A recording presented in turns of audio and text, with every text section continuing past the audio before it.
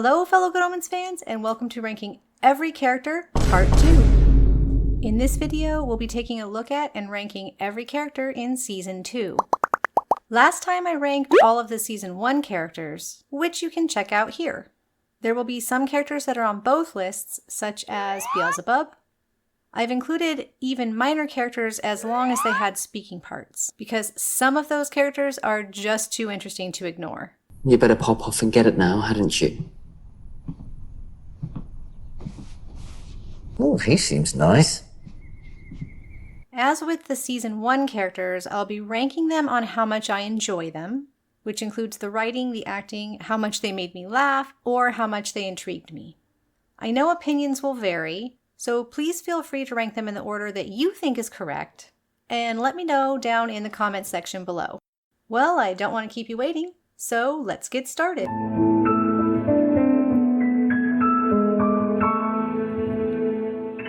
The first character we're going to place is Mr. Arnold, the music store owner, one of the Wickaber Street traders. I think the dialogue about the Doctor Who annual is pretty funny. And he does play kind of an important part as far as the fact that they need him in order to get the ball going in episode 6. But he's not terribly interesting or entertaining or intriguing, really. So he's not a bad character. You'll notice I don't have a D list because I don't think there are any D characters in Good Omens. But I would say he's just kind of an average character. He has potential, as do all the Wickaber Street traders, for being more interesting in Season 3 if we see them interacting more with Crowley and Muriel. Next up, we have Tulloch the Bartender from The Resurrectionist. This is a really small character. He does have a funny line, kind of pointing out when Aziraphale is not being very observant, because the name of the bar is right behind him, and Aziraphale comes in and asks, "Is this the Resurrectionist pub?" And it's like right there on the wall. Is this the Resurrectionist public house? You'll be one of those investigative reporters, no doubt. I am. So he's funny, but again, I guess he just doesn't get much of a chance to say or do much. He's a pretty minor character, so I would also put him in B tier. Here we have Beelzebub. I did rank Beelzebub in the Season 1 video as well. I think Beelzebub has a lot more chance to shine in Season 2 and has more of a character arc. In Season 1, we just get to see them as the Grand Duke of Hell. In Season 2, we get to see more change in their character, which is part of the mystery, up until the finale in Season 2 when we see why they are experiencing those character changes. I just found something that mattered more to me than choosing sides. I do think the new actor does a good job of playing Beelzebub. I like the old actor as well. I would place Beelzebub. This is tough. I kind of want to say S, because Beelzebub is a fantastic character, great costume. Yeah, I think Beelzebub's going to be one of the first S tier characters. I'm proud of you, you know that. Our next character is the Bentley, who is a character. I did not rank the Bentley in Season 1 because the Bentley wasn't technically sentient yet, even though they were an important part of the story. But I think the Bentley has an even bigger part in the story in Season 2, as the Bentley develops kind of a bond with Aziraphale. There is some debate in the fandom, of course, if the Bentley was the one playing The Nightingale Sang in Berkeley Square at the end of Season 2. So I'm going to have to, the Bentley is like an S tier character. We're getting along terribly well together. All of our beloved cars, the Chitty Chitty Bang Bangs and the love bugs of the world, but the Bentley beats all of those. So I would put that in S. As a matter of fact, no, still below Beelzebub though, I think. Next up, we have Miss Cheng. We don't see a lot of Miss Cheng. They are a Wickaber Street trader, but we don't see them outside of when they first enter the ball. So they are somewhat mysterious because they do give a funny little look as they're entering the bookshop just before the ball begins.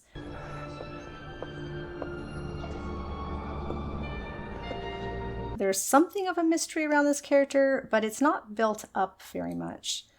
I would still give Ms. Cheng a B, but I think I would put, no wait, not above Mr. Arnold, but above the bartender.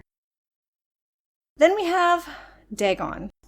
Dagon has a lot more speaking in season 1, and I didn't get a chance to rank Dagon because I wanted to give Dagon the full arc. They do get to show up in season 2. They have a fantastic costume, very creative and original. I love the way the actor portrays the character. The speaking patterns and everything are very unique. And I know that it's a fun cosplay. Also, there's just the little moment that they have with Michael, which, some people want to read into. So I like Dagon. I think Dagon also has a lot of potential now that Shax has moved on and Beelzebub has moved on, or up. And so they might show up more in season 3. So I'm going to put them as our first A-tier character. I do love the demons too. I love that they all have these different costumes and personalities and the animal associations. Next up we have Mr., not Dr. Dalrymple. So this is from the Resurrectionist episode and the minisode The Body Snatchers. And Mr. Dalrymple is kind of a jerk. He definitely has a poor opinion of the poor. Blood money. And what are you going to spend it on? Gin? And yet he is willing to put his livelihood at risk by doing these socially unacceptable surgeries and research using corpses. So these people did exist in the 1800s, and it was a pretty big social change, a pretty big step towards social change, accepting that we needed to do things we thought were morally unacceptable when we realized they caused no harm and actually caused a lot of social benefits. So I think he's more interesting than these characters, even though he's not a nice person, even though he has some nasty things to say to Elspeth. He's got pretty bloated ego. That makes him a very interesting character because he's complicated and he does help out Crowley and Aziraphale. He helps Crowley teach Aziraphale a lesson. So I'm going to put him as an A-ranked character, for a side character especially. Next up we have Elspeth. I did a terrible job cropping this picture, I'm sorry. But next up we have Elspeth and Wee Morag as a team. I do like both of them. They're very sweet. They do give Aziraphale a chance to learn that people born into poverty don't have more and better options to make more and better choices than people who are born with money or privilege. So they're well acted, and it's a sad story with sort of a happy ending, at least not the worst possible ending. I would put them both, I'm still going to say, this is tricky. I kind of want to put them in B. What am I going to do with 90 guineas? Buy a farm and be good. I promise I will. I promise. The 1827 minisode has some of the best costumes. The filming is a bit dark for my taste. That's not the character's fault, but it is hard to even see them. I'm going to give them a B tier, but like above Mr. Arnold? Yeah, let's do that. That feels correct to me. I know I'm probably going to get a lot of hate over some of these placements. Next up we have Eric. So I didn't place Eric in season 1 either because Eric does come into season 2. He's always been the demon that comes forward, is willing to put up his hand and tell people what he thinks is wrong. He's definitely got his own personality. He gets punished for it quite a bit and is pretty relatable as a low-level demon. So low level that there's just hundreds or thousands or tens of thousands of him, essentially all lookalikes in the boss's eyes, all interchangeable in the boss's eyes. In its EU, yes, what? Technically, we're only about 1/75th of a legion. It's funny, it's cute. I'm glad they took out the scene in season 1 where he was going to punch Aziraphale or wanted to punch Aziraphale. The way he's written after that is much more sympathetic for the audience. And I do think Eric, because do we love Eric? Eric is an S-tier character for me. especially for a minor character, because I think Eric has a lot of potential in season 3 to really shine. So yeah, I'm going to put him S tier, but below the Bentley and below Beelzebub. Next up, we have FurFur.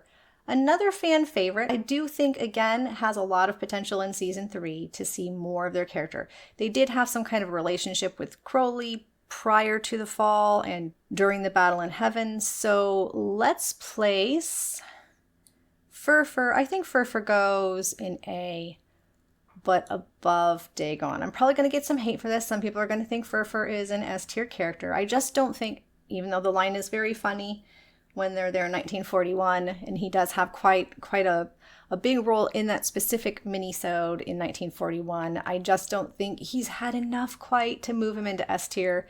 So maybe we'll see him in season 3.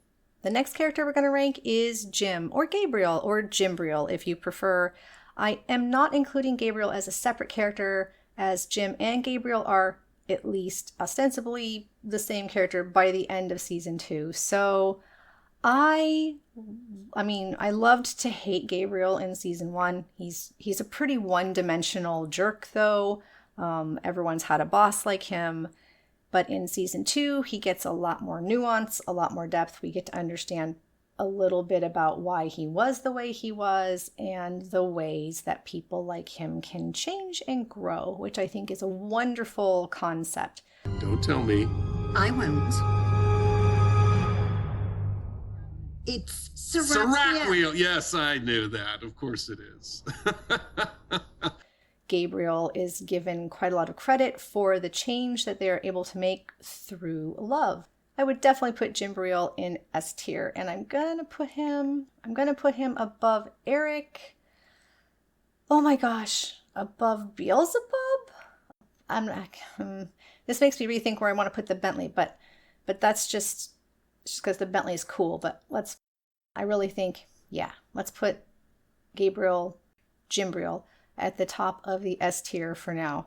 I might rethink some of these as I'm going along. Okay, next up we have Sitis and Job, who were in the second episode, A Companion to Owls, in the minisode. And I really like the actress who plays Sitis. I think she did a fantastic job with a very small role. Same with David Tennant's father-in-law playing Job. They do enable Crowley and Aziraphale through this interaction that they have to learn quite a lot about each other and to start their journey together. Individually as characters, they don't get to do much, so I would still place them as B tier characters, although the acting is very good. But they gotta go above. Let's put them below Wee Morag and Elspeth as a little couple here, but above Mr. Arnold? No, wait, below Mr. Arnold. I don't know. These little exact placements get a bit fiddly, don't they? Next up, we have Job and Sitis's children, Kazia, Enon, and of course, Jemima. Jemima kind of brings the whole group of the three of them up. And I'm Jemima! I made this pot! Kazia only gets the one line. She's pretty snarky. Of course, Titanic as Enon absolutely nails the entitled brathood and his funny little touching of Aziraphale. So the interaction is great. They are a very small part. Jemima and her pot, and of course her wanting to be a blue gecko, is about as adorable as it gets. So I am going to put them at the top of A tier, middle of A tier. Let's put them right below Dagon, but above Mr. Dalrymple. That seems right. Every time I see Jemima, I smile. Every time I see Enon, I laugh. So they're a great team of three kids. Next up, we have a very minor character who has a bit of a long speaking part all the same. This is the demon Josh, who has a discussion with Beelzebub about talking too much and having his tongue cut out and getting to go work in the dung pits. The dung pits. So he kind of gives us a bit of exposition about how hell works, how miserable it is, and allows us to see that Beelzebub is changing a bit. Beelzebub is no longer sending everyone to the dung pits or cutting people's tongues out when they get upset. So I like, it's a bit of comedy, it's pretty funny. It is a minor role, though, kind of keep her the keys, keep Shax out. Not too bright, but you do have some empathy. It's another character where you get to have some empathy for the demon because Josh isn't a bad guy. He's just doing his job. So I would put Josh, let's say, above Miss Cheng, but below Job and Sitis. The next character on our list is Justine the restaurateur, who owns the French restaurant right next to Aziraphale's bookshop. But to be honest, Justine just doesn't have enough character development or anything, even as a side character, to be very interesting. So I believe Justine is going to be my first C-tier character. Possibly only, we'll find out. Justine is barely there. Needs a bit more development if season 3 is going to show more of the Wickeburn Street traders and how they interact, and if they do help Crowley in any way, if they come together as sort of a family. So we'll find out.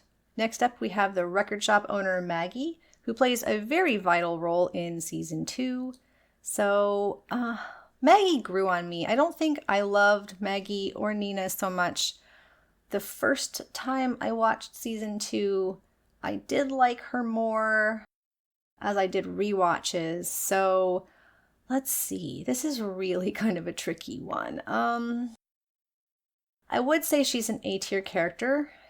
Is she even above the kids? No, wait. This one's going to be really, really hard for me. I have mixed feelings on Maggie. Let's see. I definitely want to know where you guys would put Maggie. This is a character who I think is somewhat divisive, in that some people love her and some people don't. I am going to put her above Dagon, but below FurFur. So, because I'm really interested to see FurFur's character growth, especially with Shax as a demon. I do love Maggie, but even though she grew on me and she is an A-tier character, I still just not totally my cup of tea, I guess. Come my way. Oh, you're crying. Oh no! Next up, we have the Metatron. All right, so portrayed by Derek Jacobi, and fantastically so. This character does not get a lot of screen time, but the impact that the Metatron has, both in season 1 and definitely in season 2, is enormous. The mystery around whether the Metatron is the one in charge right now, whether they're taking orders from God or they're just running everything and God is absent, or what's going on, why the Metatron is doing what he's doing, is very key and vital to what might happen in season 3. So I think the Metatron is an S-tier character, and now I'm going to have a hard time figuring out if this is not how much I like the Metatron, mind you. The Metatron is definitely, boo, a bad guy, somebody we love to hate, or at least, are curious why they're doing something that seems so terrible. So I want to, no, they're not going to go above Jimbreal is just too great, but they will go above Beelzebub. So I'm going to put them in S tier, just below Jimbreal. I might regret that. Maybe they should go above. Again, let me know where you would put the Metatron. Your Reverence, your Grace, your... Come and spit it out. We're getting there. Our next character is the Archangel Michael. Michael is quite a grasping climber, definitely is looking to move up the ladder, apparently wants to be the next Supreme Archangel. I suspect there will be some friction between Michael and Aziraphale in season 3, as Michael's not just going to happily keep being, the next step down below, number 2, when they probably felt like it was their turn to move up the ladder. So, I like Michael's portrayal. The actress's portrayal of Michael is definitely unique. These are not nice angels, especially in season 1 too. They're working with hell behind everyone else's back, and I think I'm gonna put Michael above Maggie. Below? No. No, up above. Everything about the portrayal from this character is so precise. The way she, in season 1, the way she comes down and pours the water, brings the water for the discorporation of Crowley in the bathtub. Everything in season 2, it's so neat and precise. I love it, so I gotta put Michael there. There's a former angel in this up to his bookshop-owning neck. Next up is Muriel. Ooh, Muriel is possibly my favorite new character. I don't count Gabriel as new because even though Jim is sort of a new character, we did see some of Gabriel in season 1. So Muriel is a completely new character for season 2 and is a naive, sweet, wonderful angel, and we all love them so. The question again is, do they go above Jim? Do they go above the Metatron? These 3 characters right here are all very similar to me in how much I enjoy them, how interested I am to see them in the next season. Let's kind of go by that. Let's see. If it's how interested I am to see them in season 3, Muriel goes here. Because if that's the end of Jimbreal's story and they don't come back from wherever they ran off to with Beelzebub, if it was, Alpha Centauri, then that's okay. Like, that's okay that that's the last time I see Jimbreal. It'd be nice to see them in season 3, but they had a really decent end to their character arc there. But Muriel needs more time. We need to see more Muriel. And I think that they're going to be a very important character to Crowley's character development.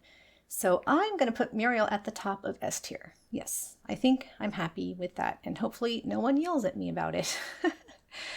Okay, next up we have Mutt and Mutt's spouse, who is not given a name in the credits.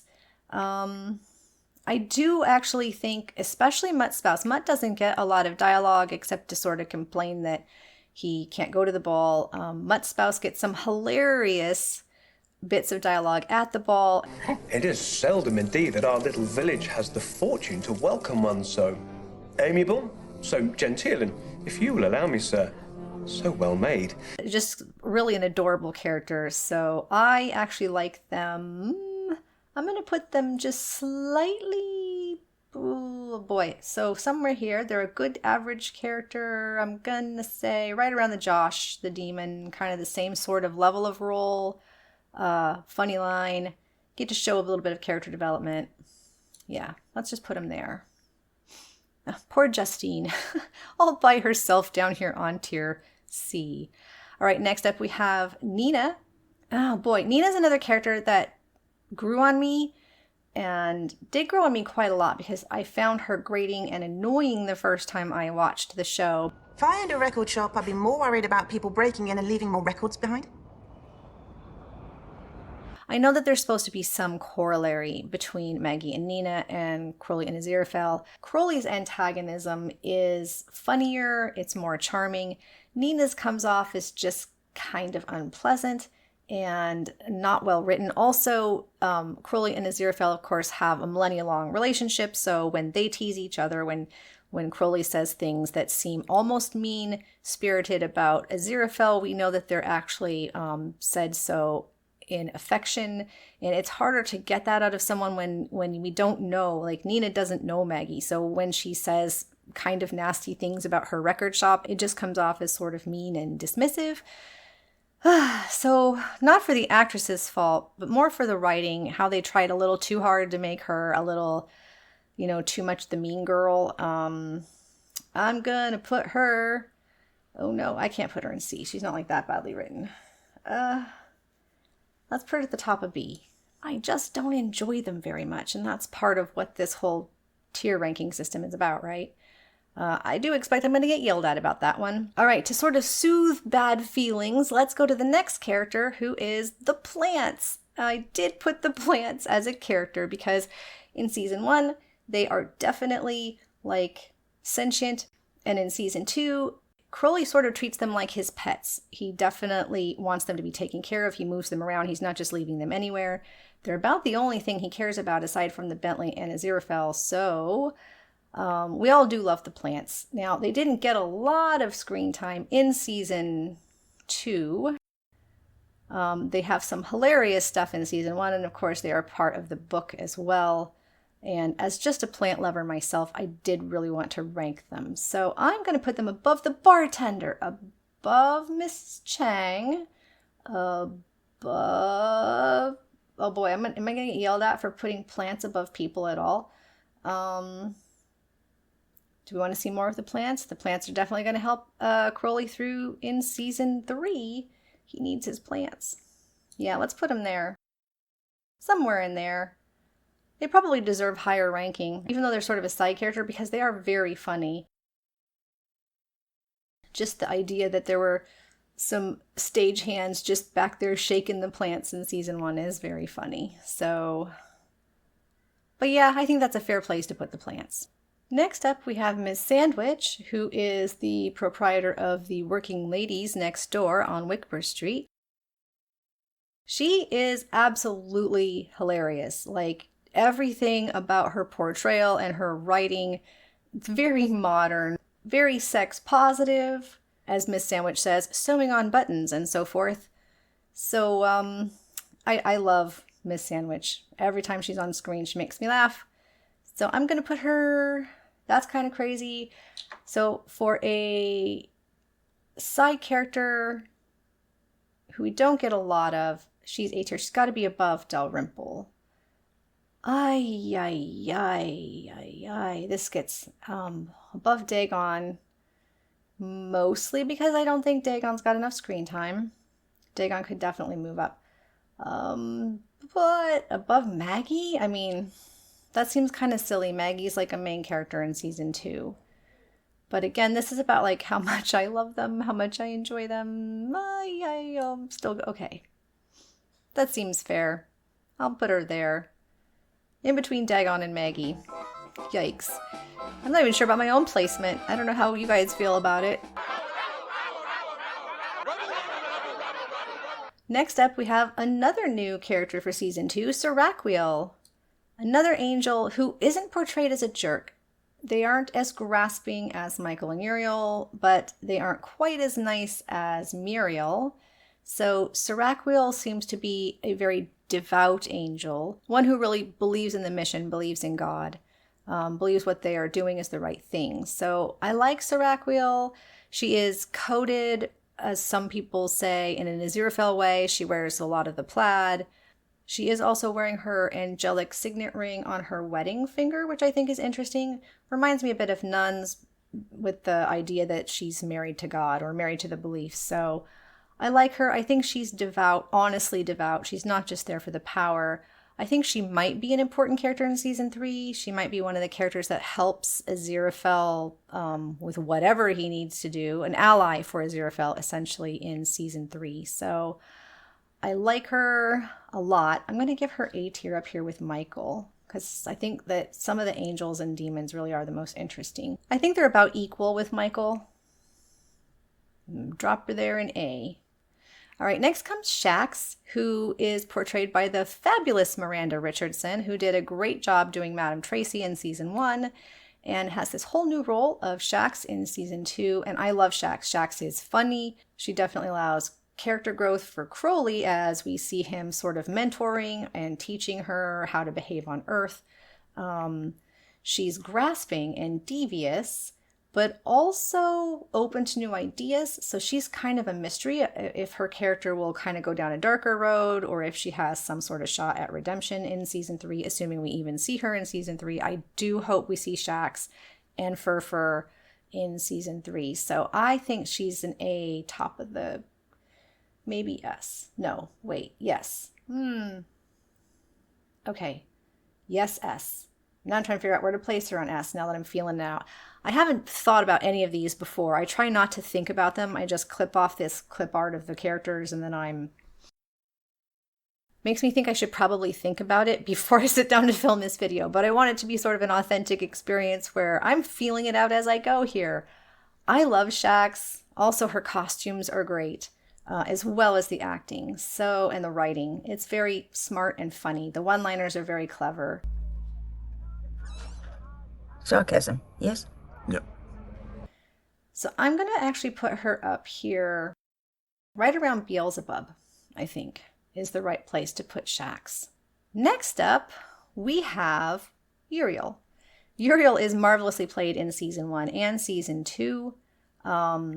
Another character similar to Michael, but with a different personality. Michael seems to be a lot more mean girl. Uriel is very staunch and serious. You don't get to see a lot of smiling or anything. Definitely rivals with Michael. And so I'm going to put them up here with Michael because I do think that they... Yeah, right there, I think. Kind of makes me want to move Saraqael up here now. And I think Michael and Uriel are almost like a team of characters. You can't have Michael without Uriel or Uriel without Michael because their rivalry almost defines their characters. So I just realized that. But yeah, that feels true to me. So they should be up there together. I had just realized I was missing one of the side characters, so I snuck them in there, which you might notice in the images down here. Next up, we have the theater owner, Ms. Henderson, played by the wonderful Dame Sian Phillips. This role is not very large, but it is very funny. She's a classic actress. It was a wonderful treat to get her as a cameo appearance in the show. I would rank her, let's see. This is tough because she only literally has like 2 lines. I did a part right next to the place where a bomb went off, Mrs. H. Don't you, Mrs. H. me, you cheeky sod. I paid you for 40 bottles and I bloody well want them. Berating Crowley for breaking all the booze bottles. So I'm going to put her above Nina. Yes, I am. That is probably a hot take. Don't care. Love her. She might even go an A at the bottom. Oh yeah, like she's better than Mr. Dalrymple. Maybe not better than the kids though, because of the cute little Jemima and her pot. All right, so yeah. Yep, that seems right. Okay, next up we have the zombies, Mr. Glozier, Mr. Harmony, and Greta from the 1941 episode as well.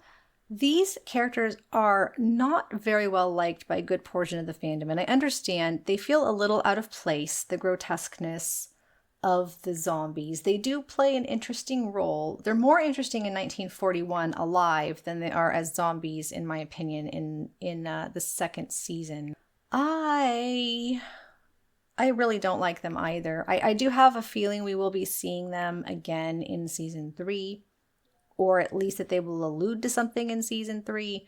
We're probably going to get another 1941 flashback. All the same, I am going to put these in C tier, but still above poor Justine, because they are more important by a good deal, but I don't enjoy their appearance at all. So yeah, that's where they go for me. They're your C tier characters. Okay, here was the character I added in at the last minute.